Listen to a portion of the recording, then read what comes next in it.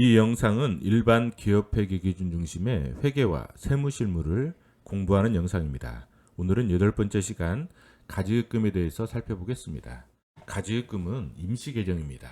따라서 결산상 거래 실질에 따라서 계정 과목으로 재분류를 해줘야 됩니다. 보통 단기대여금, 장기대여금, 주임종 단기채권, 주임종 장기채권, 관계회사 대여금 등 여러 가지 거래 실질에 맞는 계정 과목을 써서 재분류를 해줍니다. 그리고 회수 시점이 보고 기간 말부터 1년 이내다. 그러면 단기로 분류를 하고 유동자산으로 분류를 합니다. 그리고 회수 시점이 보고 기간 말부터 1년을 초과한다. 이런 경우에는 장기로 분류를 하고 비유동자산으로 분류를 합니다. 예를 들면 자 사업연도가 1월 1일에서 12월 31일인 A 법인이 있다고 쳐요. A 법인이 2022년 1월 10일 날 1억 원을 대여를 해줬어요. 회수 시점이 2023년 12월 10일이라고 가정했을 때, 자, 대여 기간은 1년이 넘잖아요. 그렇지만은 1년이 넘어서 단기로 단기 대여금으로 분류를 하는 게 아니라 이 보고 기간 말, 즉 12월 31일 기준으로 해서 회수 시점이 1년이냐 아니냐, 1년 이내죠. 1년 이내이기 때문에 이런 경우에는 단기 대여금으로 분류를 한다. 만약 회수 시점이 2024년 1월 10일이다. 이런 경우에는 1년을 초과하기 때문에 1년 초과하죠. 초과하기 때문에 이런 경우에는 장기 대여금으로 분류를 한다. 즉 비유동자산. 자, 단기 대여금이나 장기 대여금의 인식, 측정, 후속 측정 같은 경우는 인식은 뭐라고 했어요? 전표를 언제 쓸 것이냐. 그 다음에 측정은 얼마로 전표를 발행할 것이냐.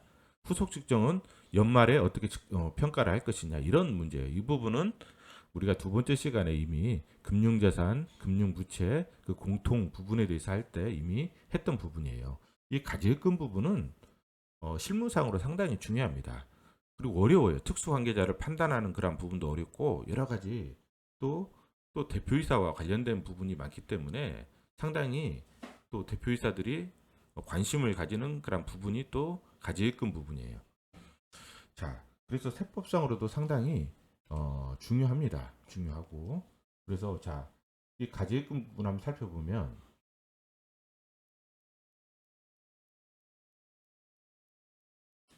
자, 특수관계자에게 자, 특수관계자 보통 이제 우리가 이제 특수관계자라고 하면 좀 헷갈리니까 그냥 대표이사라고 해요. 대표이사나 뭐 임원 뭐 이렇게 하는데 그냥 법인이 대표이사한테 자 법인이 자, 특수관계자한테 대표이사라고 생각하면 훨씬 개념이 빨리 잡힙니다. 특수관계자에게 대표이사한테 대여를 해주는데 즉 이자를 안 받거나 또는 아주 낮은 이자를 받고 대여를 해줘요. 그러면 뭐예요? 이 경우에는 세법에서 봤을 때 이건 부당행위다. 제3자한테 저 모르는 사람한테 대여해줬을 때는 제대로 된 이자를 받잖아요. 근데 특수관계자한테는 이자를 안 받거나 아주 낮은 이자로 대여를 해줬을 때는 이 법인의 돈을 뭐예요? 이익을 특수관계자한테 이익을 제공한 거라 마찬가지이기 때문에 이 부분을 뭐예요? 이자에 대해서 세무 조정을 하겠다. 부당행위 계산을 부인하겠다. 이런 규정이에요. 자, 이때 그 이제 세법상 이자는 가중평균 차입 이자율 이게 원칙이에요. 근데 회사가 당좌 대출 이자율로 신고를 한다. 그럼 당좌 대출 이자율로도 계산을 할 수가 있어요. 당좌 대출 이자율은 4.6%예요. 4.6%. 가중평균 차입 이자율은 뭐냐면 우리가 금융기관으로부터 차입을 했어요. 차입을 했는데 이 차입하면 이자율이 있잖아요. 여러 금융기관으로 차입을 했으면 이 이자율을 평균을 해서 나온 게 가중평균 차입 이자율이에요. 이 부분이 있다는 거. 그래서 자 법인에서 이제 세법상 이자가 이만큼 있어요. 세법상 이자가 이만큼 나와요. 근데 회사에서 뭐야 그 특수관계자에게 이자를 이만큼 지불하기로 했어요. 낮은 이자를. 그래서 이건 회사가 계산한 이자예요. 이거는 세법이 계산한 이자고 이거는 회사가 계산한 이자예요. 이 차이 금액이 있어요. 차이. 이 차이 금액이 자 기준금액 이 기준금액보다 더 크다. 이 차이 금액이 기준금액보다 더 크다. 이럴 경우에는 뭐냐면 부당히 계산 부인 규정을 계산을 해서 부인하겠다. 이 말이에요. 자, 이 차이 기준금액은 뭐냐? 3억 원과 이 시가의 5%. 시가는 이게 시가죠. 이게 시가예요. 이 시가의 5%보다 적은 금액. 적은 금액보다 더 크다. 이런 경우에 계산하겠다는 거예요. 자, 특수관계자인 개인에게 대여를 한 경우, 즉 여기서 보통 대표이사가 보통 일반적이겠죠. 대표이사한테 대여한 경우, 대여했을 때 이자 지급에 대한 약정이 있느냐? 즉 우리가 이제 보통 대여를 하면 금전 소비 대차 계약서를 쓴다고요. 금전 소비 대차 계약서, 소비 대차 계약서를 써요. 이때 이자 지급에 대한 약정이 있느냐? 없으면 뭐 금전 소비 대차 계약서도 안 쓰고 보통 그냥 대표가 그냥 통장에서 돈을 막 가져간 경우들이 있어요. 이자 지급에 대한 약정이 없다. 이런 경우에는 뭐냐면 입금 산입을 하고 인정이자를 상해 처리를 해요. 이자를 다 상해 처리. 상해 처리는 뭐냐면 인정상해라고 하는데 이 상해는 우리가 상여금이라고 하잖아요. 상여금. 즉 급여로 봐요. 급여로 보고 뭐냐면 대표이사가 연말정산을 했을 거 아니에요. 연말정산을 이미 했을 거니까 이 상여금을 이 급여를 이쪽에다 다 합산을 해서 다시 재계산을 재계산해서 4월 10일까지 신고를 하면 돼요. 즉 2월 기속 3월 지급으로 해서 원천징수 이행상환 신고서를 작성을 한 다음에 4월 10일까지 신고를 해요. 그리고 이 재계산한 지급 명세서를 4월 10일까지 같이 신고를 하면 돼요. 이때는 가산세가 없어요. 왜? 우리가 보통 법인세 신고를 3월 말까지 하잖아요. 3월 말까지. 그렇기 때문에 이때 이제 세무조정이 나온단 말이에요. 입금산입 상해 처리가 나와요. 그렇기 때문에 4월 10일까지 신고할 수밖에 없는 거예요. 그래서 이 약정일에 그러면 약정이 있어요. 이자 지급에 대한 약정이 있다. 그리고 약정일에 이자를 수령을 하느냐, 수령을 안 하느냐의 문제가 발생하잖아요. 그러면 여기서 우리가 법인세법상 그 이자를 계산해서 이 이자 있잖아요. 이때 이러한 이자들을 우리가 비영업대금의 이익이라고 해요. 비영업대금의 이익. 즉 우리가 일반 기업이 대여를 해주고 이자를 받아요. 이것은 이때 비영업대금의 이익이라고 해요. 비영업대금의 이익. 자, 이 비영업대금의 이익이라는 건 영업이 아니라는 거예요. 이게 비는 뭐냐면 영업이 아니다. 즉 뭐냐면 자 우리가 등기부등본이나 정관을 보면 이 사업 목적이 있단 말이에요. 사업 목적에 보통 회사가 여기 대금업이 없어요. 대부업. 즉 만약 대금업이 있다. 그러면 이 회사는 뭐냐? 금융회사나 마찬가지예요. 금융회사. 대금업이 있다면 금융회사예요. 그래서 이것은 뭐냐면 우리가 돈을 빌려주고 이자 받는 것은 영업이에요. 영업. 그래서 그 이자는 영업과 관련된 거예요. 그런데 보통 일반 기업들은 대금업이라는 사업 목적이 없어요. 그래서 이 사업 목적이 없는데 돈을 빌려주고 이자를 받는다. 이런 부분은 비영업 대금의 이익이라고 봐서 이것은 뭐냐면 이것은 영업이 아니에요. 영업이익이 아니고 이것은 영업의 수익으로 보는 거예요. 영업의 수익으로. 그래서 비영업 대금의 이익이라는 그러한 어떤 이상한 이런 수익으로 보는 거죠. 자, 그래서 약정일에 수령하지 않으면 결사인 시 회계 처리는 보통 우리가 이자 수익 미수금으로 처리를 하잖아요. 미수금. 이런 경우에는 뭐냐면 세무조정이 없어요. 이따가 사례를 통해서 한번 볼 거예요.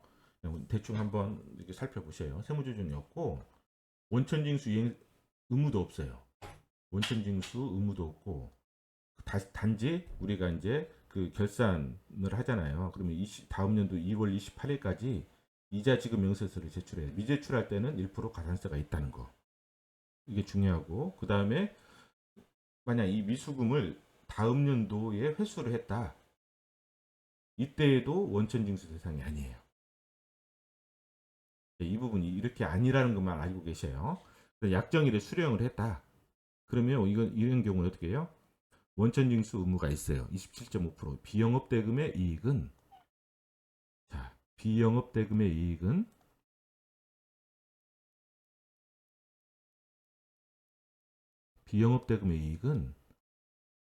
언제가 수익 귀속시기냐?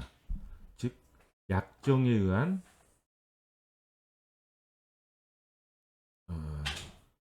받기로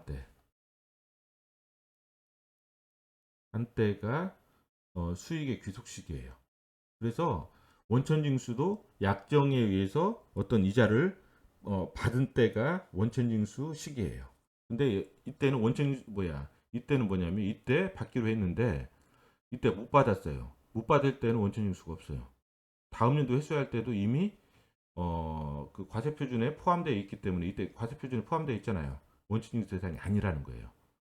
근데 약정일에 수령을 했어요. 그러면 이때 원천징수를 해야 돼요. 안 하면 뭐예요? 가산세가 있어요. 그리고 이자 지급 명세 제출 의무도 있다는 거예요. 이거 기본적으로 알고 계셔야 된다는 거.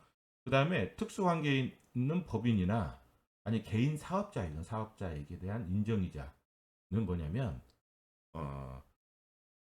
이런 경우는 보통 기타 사회 유출로 처분한다는 거예요. 우리가 보통 특수관계자인 개인에게 대한 경우에는 상해 처리가 되잖아요. 근데 이런 경우에는 상해 처리가 아니라 기타 사회 유출로 처리된다는 거.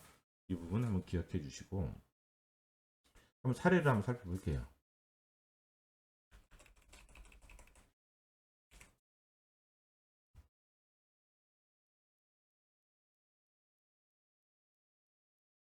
자, 2022년 7월 1일에 주식회사 마이바건설은 대표이사 마이바에게 1억 원을 대여를 했어요. 1억 원. 상환 기간은 2023년 6월 31일이고 이자율은 4.6%예요. 이자는 상환일에 회수하기로 약정을 했어요. 자, 약정이 돼 있죠. 이미 약정이 돼 있기 때문에 자, 2022년 10월 31일 회계 처리는 이렇게 되겠죠. 이자 수익 자, 1억 원 곱하기 4.6% 곱하기 184일 나누기 365일 그러면 231만 8,900원. 그 다음에 미수 수익 231만 8,900원. 그렇죠? 그럼 세무조정을 어떻게 하냐? 자, 아까 대여금, 즉 이 회사는 대부업이 아니에요. 대부업이 사업 목적이 없어요. 사업 목적이 없어요. 그래서 뭐냐면 이 이자 대여를 하고 이자를 받는다. 이 이자는 뭐냐면 비영업 대금의 이익이에요. 비영업 대금의 이익. 즉 대부업이면 영업이죠. 영업만 이자 받는 게 영업이에요. 근데 이건 대부업이 아니기 때문에 이자 받는 게 뭐예요? 영업이 아니에요. 즉 영업의 수익이라는 거죠. 비영업 대금의 이익. 이 이자는 비영업 대금의 이익이다. 이 비영업 대금의 이익은 약정에 의한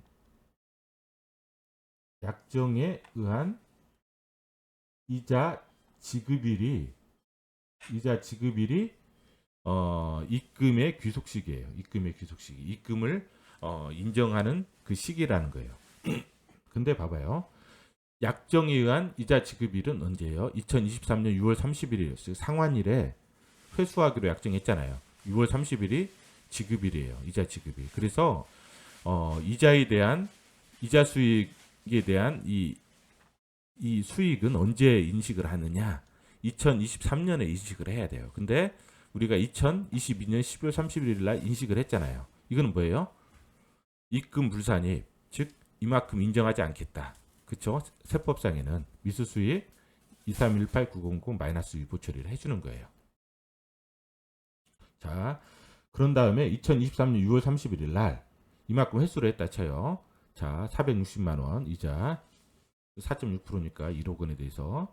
그 그다음에 그럼 미수 수익은 없애주고, 그렇죠?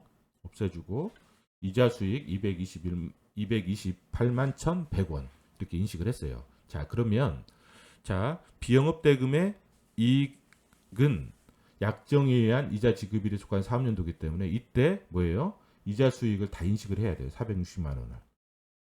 460만 원을 수익으로 다 인식을 해야 되는데 지금 수익은 228만 1,100원만 인식이 돼 있잖아요. 그래서 이 부분, 즉 전년도에 했던 입금 불산입 마이너스 유보 처리된 부분을 뭐예요? 입금 산입으로 하고 유보로 정리를 해줘야 돼요. 그래서 입금 산입 미수 수익 231만 8,900원 유보 처리를 해주는 거죠.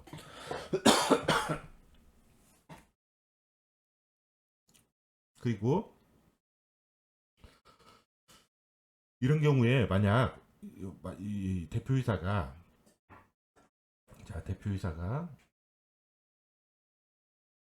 법인에게 이자를 지급하면서 원래 27.5% 원천 징수를 해야 되거든요. 이걸 안 했어. 좀 안 했죠? 안 했어. 이런 경우는 뭐냐면 나중에 가산세 지급주소 제출 안 했어. 이것도 가산세 이렇게 부과될 수가 있다는 거예요. 자, 케이스 2번 한번 볼게요.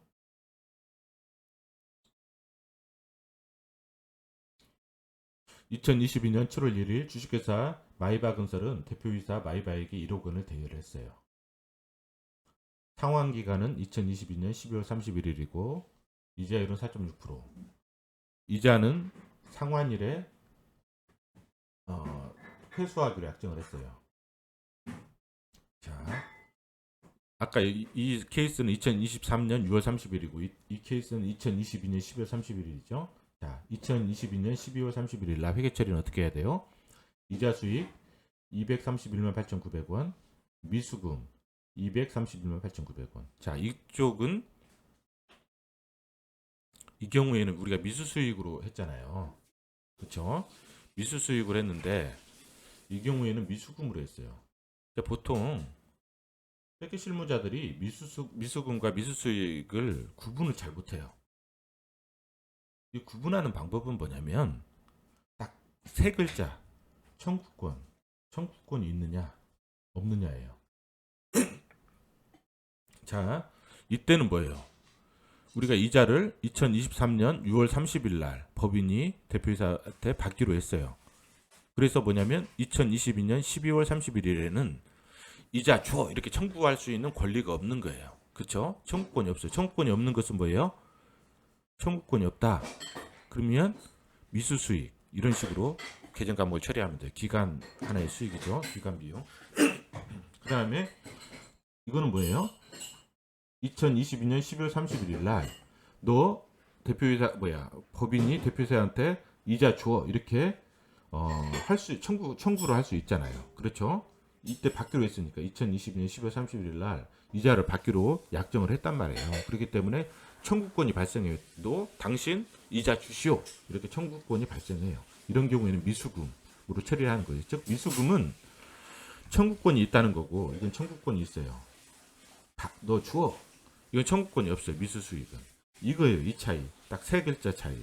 청구권이 있느냐 없느냐. 미수수익은 청구권이 없다. 미수금은 청구권이 있다. 세무조정이 없어요. 이때. 왜? 자, 비영업 대금의 이익은 뭐예요? 약정에 의한 이자 지급일이 속하는 사업연도가 입금 귀속 시기라고 했어요. 그러면 뭐냐면 약정에 의한 이자 지급일이 언제예요? 2022년 12월 31일이에요. 그러면 이때 수익은 언제 수익으로 인식하냐? 2022년도에 수익으로 인식을 해야 돼요. 그래서 수익으로 인식을 했어요. 즉 세법상 수익은 2022년도. 그런데 회계상 수익도 2022년도에 인식을 했어요. 따라서 세무조정은 없다. 그리고 이때 원천징수 의무도 없어요. 왜냐? 비영업대금의 이익은 실제로 현금을 약정에 의한 이자 지급일에 현금을 받아야 원천징수 의무가 있는데 그 여러 가지 판례 예규에 보면 예규나 이런 부분에 보면 원천징수 의무가 없다는 그런 예규들이 있어가지고 관례상 관행상 원천징수 의무가 없어요. 그래서 만약 이거를 그 다음 연도에 회수를 했다. 회수를 하면 미수금, 그 다음에 뭐 보통예금 이런 식으로 회수했겠죠. 회수를 했을 때에도 이때도 뭐야? 원천징수 의무가 없어요. 그쵸? 이미 뭐야? 이거는 원천징수 할 시기가 아니잖아요. 그쵸? 비영업대금의 이익에. 그리고 이미 회사가 과세표준으로 해서 세금을 냈기 때문에 이때는 원천징수 의무가 없는 거예요. 자,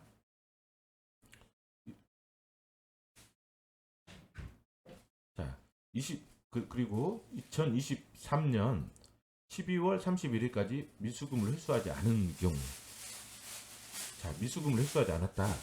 이게 보통 미수금은 보통 다음 연도, 즉 우리가 가지금이나 미수이자 같은 경우, 미수이자는 보통 이자 발생일에 속하는 사업연도 종료일부터 1년이 되는 날까지 미회수할 때는 상해 처리를 해요. 회수를 해야 돼요. 그때까지는. 회수하지 않는다. 그럼 상해 처리를 해요. 그래서 회수하지 않으면 이거를 갖다가 송금산입으로 해요. 미수금 인정하지 않겠다. 송금산입 자산성을 부인하는 거예요.